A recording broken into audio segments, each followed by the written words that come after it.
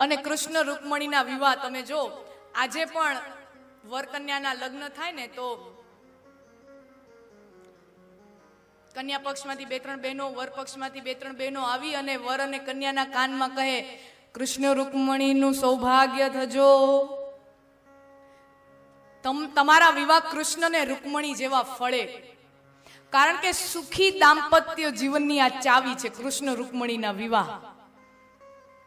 તમારી પત્ની તમને દુનિયામાં સૌથી સુંદર લાગતી હોય કે ન હોય, ઇટ ઇઝ ઇમમટીરિયલ, એનું મહત્વ નથી. તમને લાગે છે તમારી પત્ની તમને દુનિયામાં સૌથી સુંદર સ્ત્રી લાગતી હોય અને પત્નીને પોતાનો પતિ દુનિયામાં સૌથી વધારે બુદ્ધિશાળી લાગતો હોય, ઈ લગ્ન જીવન ખૂબ સફળ જાય છે.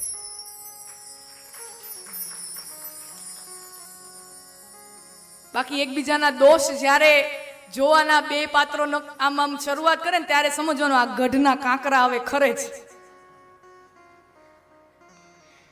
ભુવન સુંદર.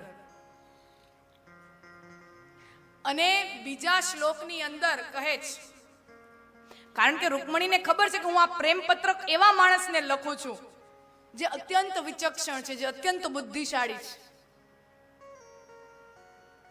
ઈ એમ કહેશે કે તું ભાઈ છો કોણ, તે મને જોયો ક્યારે, તને મારા કઈ બાબત સાંભળીને તને મારી સાથે પ્રેમ થયો, તે શું સાંભળ્યું, તે કહી દીધું ગુણ, પણ શું ગુણ.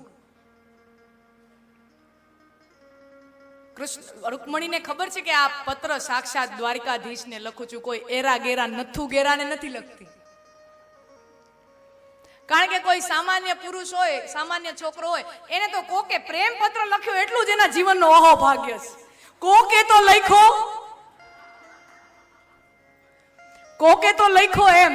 હાલો હવે આનો વિચાર બદલે એ પેલા પરણી જાય.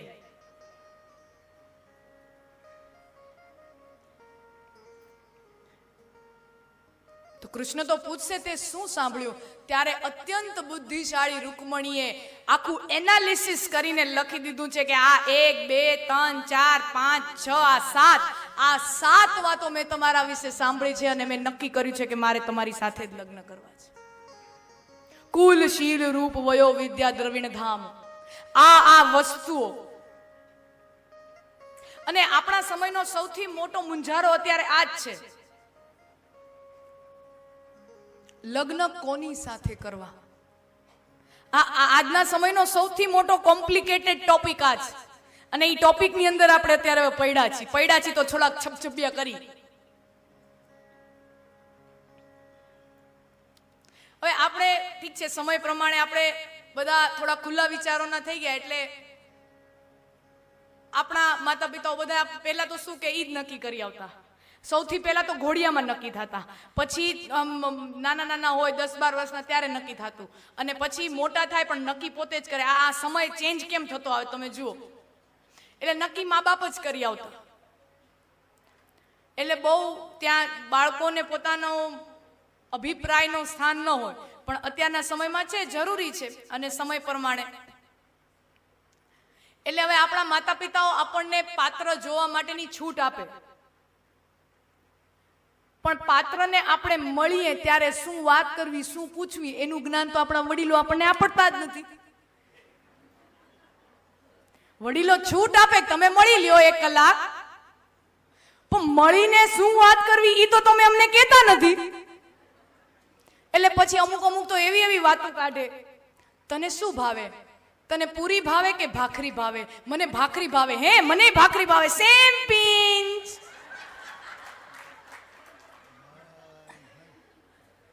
ઘણાને પૂછે તમારી હોબી સી, તો ઓલો કે ટીવી જોવું. આ ટીવી જોવાને કઈ હોબી કહેવાતી હશે?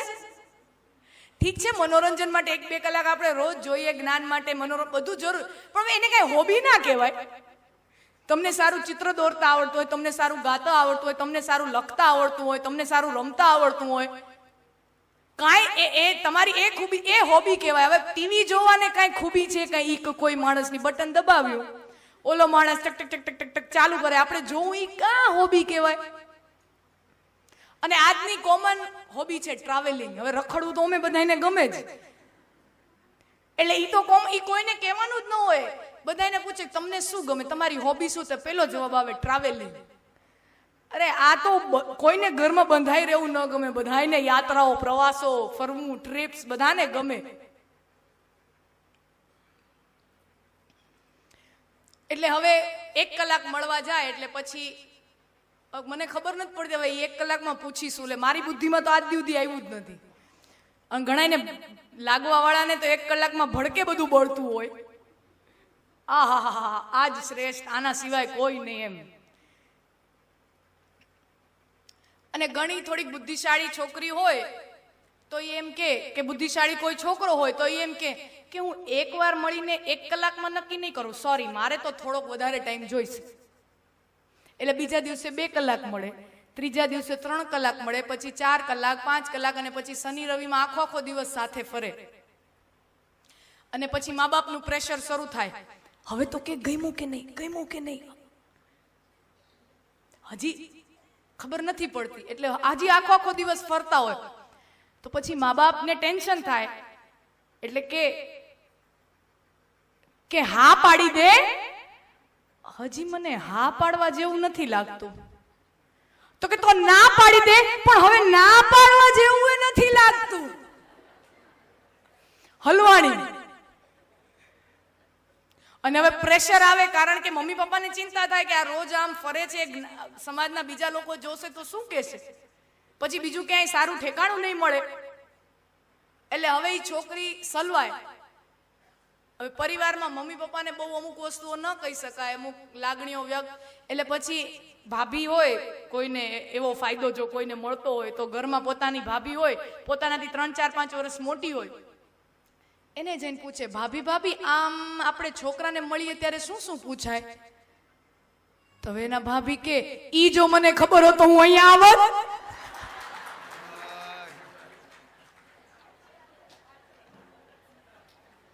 લ્યો અહીંયાથી અવાજ આવે, સાચી વાત છે, બોલો.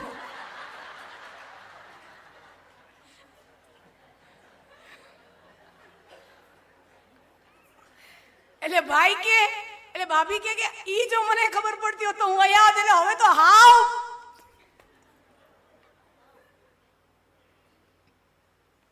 તો આપણને છૂટ મળી છે આપણી રીતનું પસંદ કરવાની. છૂટ દરેક પાત્રને હોવી જ જોઈએ. પોતાનું પાત્ર, પોતાની સાથે જેની સાથે આખી જિંદગી ગુજારવાની છે, એ નિર્ણય આપણો પોતાનો જ હોવો જોઈએ. પણ સાથે મૂંઝવણ છે કે કયા પાત્રને હામી ભરવી, કયા પાત્રને હા પાડવી. આ સમયનો સૌથી મોટો મૂંઝારો છે.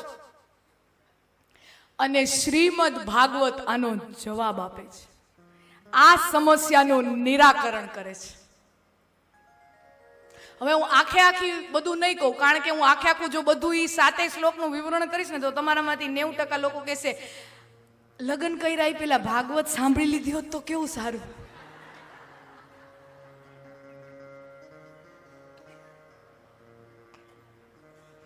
એટલે કોઈની દુખતી રગ ઉપર હું પગ નહીં મૂકું, હસાવું છું.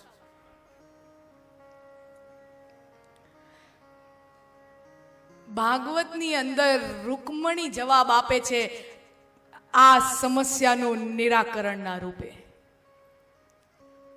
કોઈ યુવતીને પોતાનો પતિ પસંદ કરવાનો હોય, કોઈ યુવકને પોતાના માટે પત્ની પસંદ કરવાની હોય તો શું જોવાનું? 7 બાબતો. કુલ શીલ રૂપ વયો વિદ્યા દ્રવિણ ધામ. પહેલું આવે છે કુળ. ઈ કયા કુળનો છે, કયા કુટુંબનો છે, એના વિશે તપાસ, એના વિશે એનાલિસિસ કરજો. મોટા ભાગના લોકો આ બાબત પર ધ્યાન ન આપીને પછતાતા હોય છે. શું જુવાનીનો જોશ હોય અને વસ્તુ થાય 22-23 વર્ષની ઉંમરે કોઈ આપણા સમાજ પસંદ આવી ગયો હોય એમ, અને મમ્મી પપ્પાને આપણે કહી કે આપણને આ ગમે છે. હવે મમ્મી ને પપ્પા આપણને સમજાવે, આપણા દાદા દાદીઓ તો ઈ સમજાવે કે ઠેકાણું ઓમ બરાબર નથી, કુટુંબમાં મજા આવે ઓમ એવું નથી. તો કે એના કુટુંબને મારે શું કરવું છે? છોકરો તો સારો છે ને, he is a nice man, એના કુટુંબને મારે શું કરવું છે? એ તો તું ત્યાં જઈશ પછી ખબર પડશે.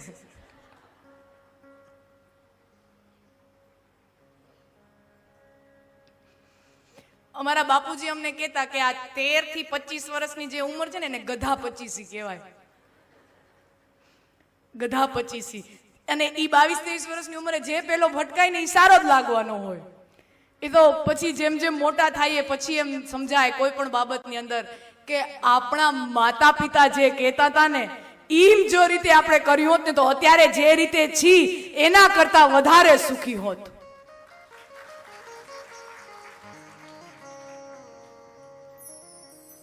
કુલ અને લગ્ન તમને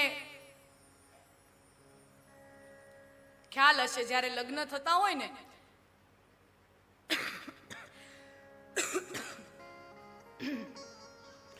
તો લગ્ન થતા હોય ત્યારે જે ગોરબાપા લગ્ન કરાવે ને ઈ કન્યાના પિતા પક્ષની 3 પેઢી અને માતા પક્ષની મોસાળની 3 પેઢી, વરની પિતા પક્ષની 3 પેઢી અને માતા પક્ષની 3 પેઢી આમ બોલે, આ આટલા કુળ આવી રીતે આવ્યો, 3 પેઢીના નામ બોલે. 3 હજી આ પરંપરા છે લગ્નની અંદર.